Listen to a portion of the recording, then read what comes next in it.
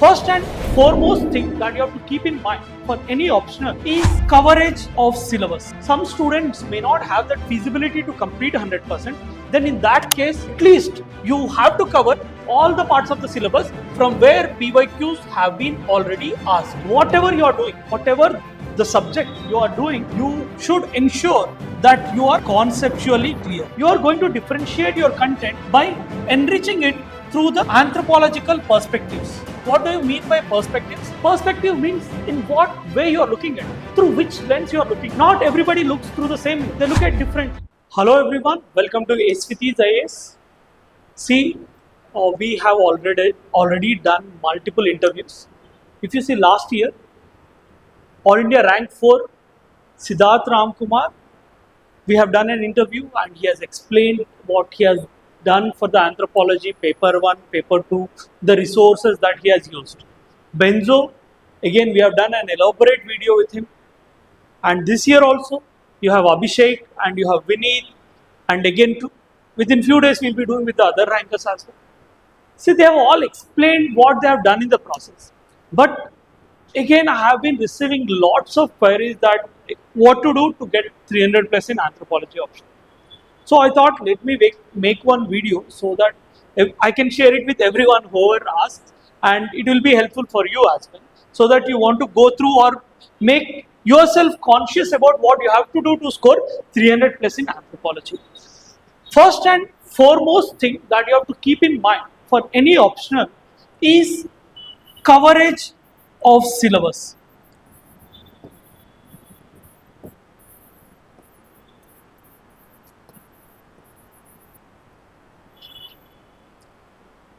See, you have to complete the syllabus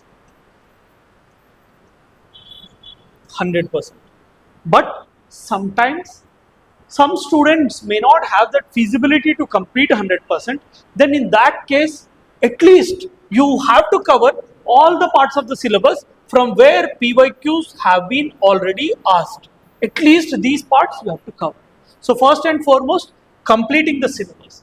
Now, when you complete the syllabus, you should not do it mechanically, and that's not going to help you. Whatever you are doing, whatever the subject you are doing, you should ensure that you are conceptually clear.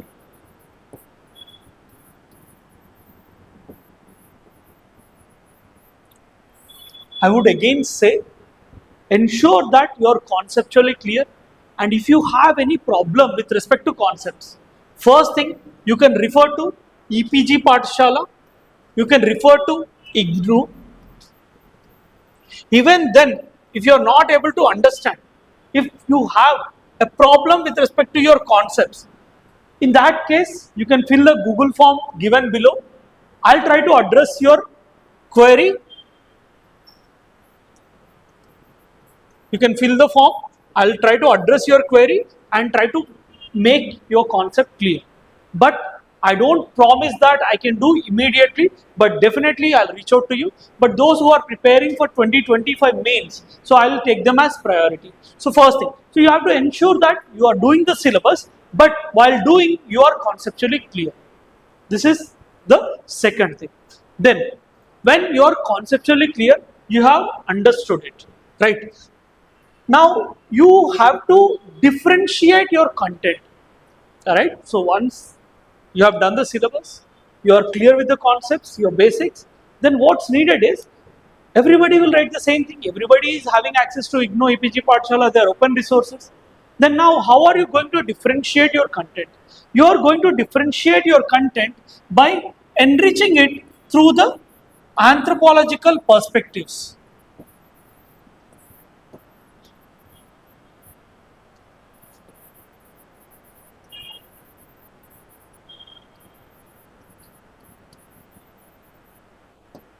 Anthropological perspectives. What do you mean by perspectives? Perspective means in what way you are looking at, through which lens you are looking at.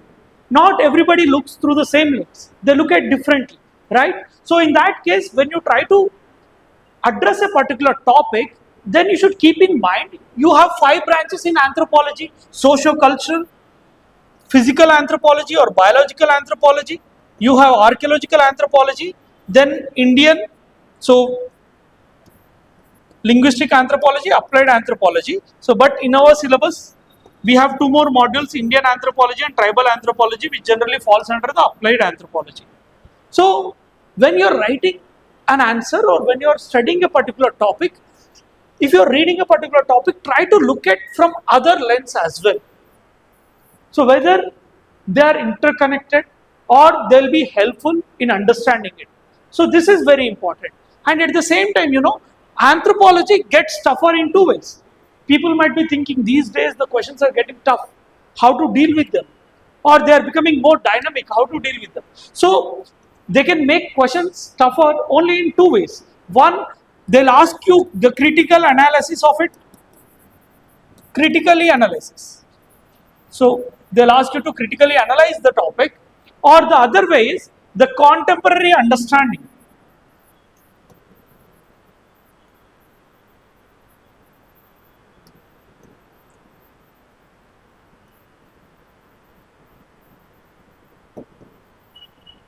See, where do you get this contemporary understanding? So, this you get through the research papers. So, what are the sources for contemporary understanding? You can refer to Shodhganga, inflip.net.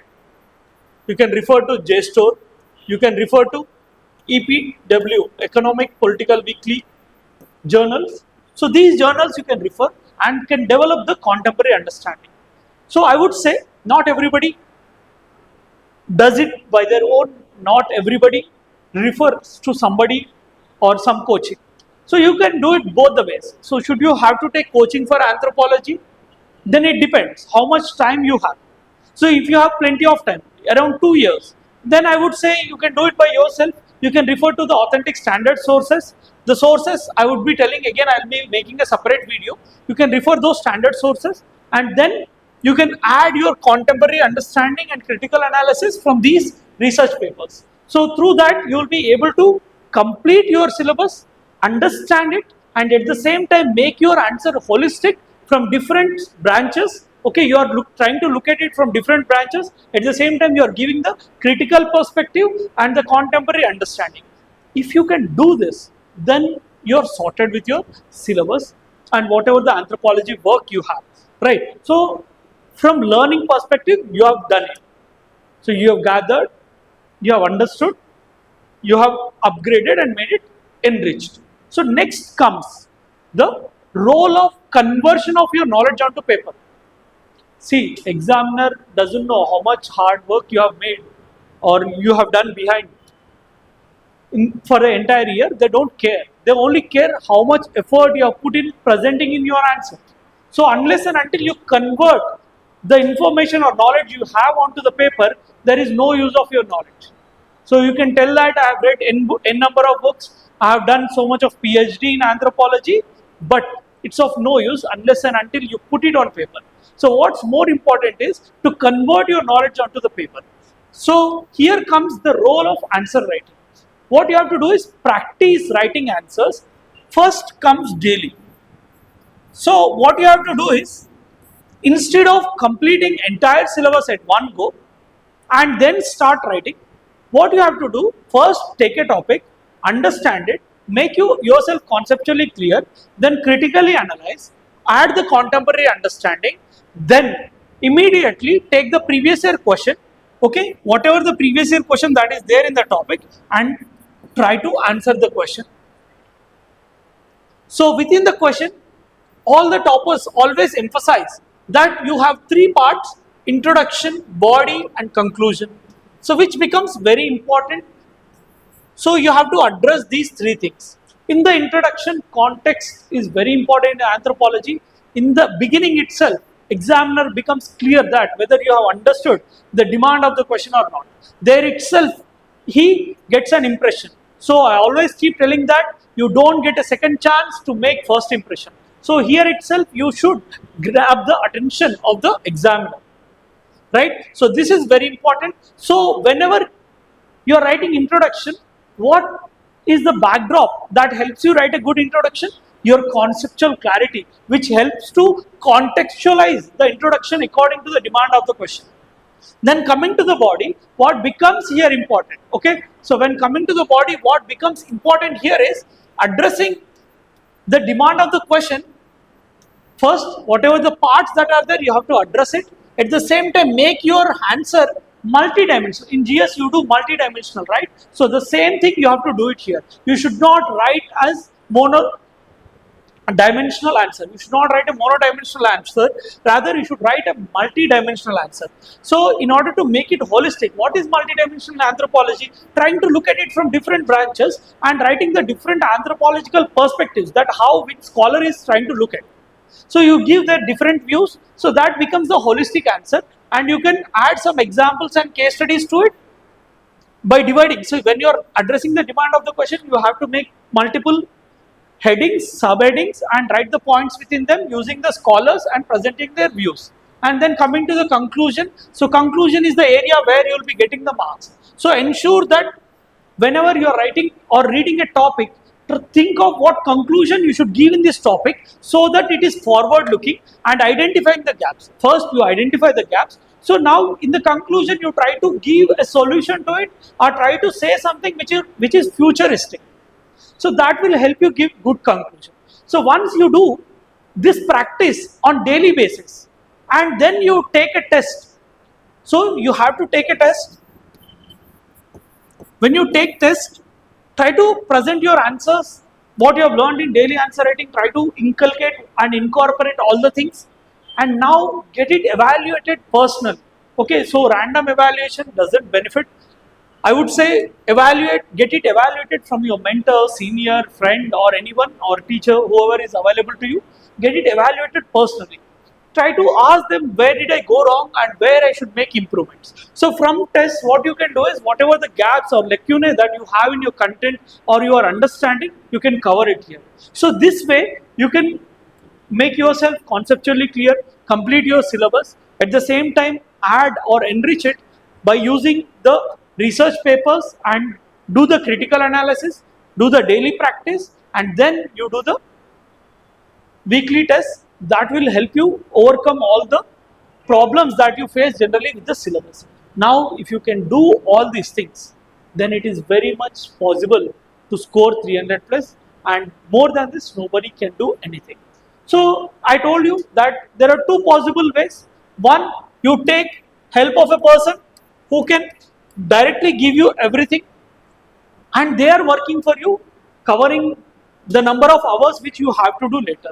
Otherwise, if you have time, you can refer to the standard sources. I'll be making the video on which sources to refer for which part of the syllabus. I'll be trying to decode all parts of the syllabus in one by one. I'll be making videos on them. So you can go through and you can understand what sources you have to refer actually. But my sincere request to all the students of anthropology, many of the students immediately jump onto the topper's notes. They take it as reference and they start studying it. See, I would say toppers' notes are excellent. They're wonderful and they have done much to the community by giving it back. But the problem lies in what they have understood and what they have presented. So toppers have made effort in understanding things. They went through lot of books, lot of studies, lot of teachers, and they have understood it back of the mind. They have all the story and they have the reason backdrop for that, and then they have written the answers. And the questions today are not on what they have written, rather they are on what they have understood. But you don't know what they have understood. You only know what they have written there. So now you have to make effort just like them to understand what they have done. And then you can refer them. That would be a good choice to make. But don't directly jump onto them. So refer to the standard sources, try to understand them. EPG, ignore the excellent sources. Then you have some standard sources for anthropology, for socio-cultural, physical and other parts, so which we will be discussing. Okay, so this is how you can score 300 plus in anthropology. First, complete your syllabus. Then make yourself conceptually clear. Refer to the standard sources. Then enrich it through two ways. First, bringing the critical analysis to it and the contemporary understanding and bringing different lenses. through which you can look at anthropology. You can look through different branches of anthropology, a particular topic. So that's how you do. And then you do the daily practice, cover your PYQs through daily practice, then you go for weekly test series and get your feedback. So this is how you can score 300 plus in anthropology. We'll be coming up with the sources and decoding of the syllabus videos in the next session.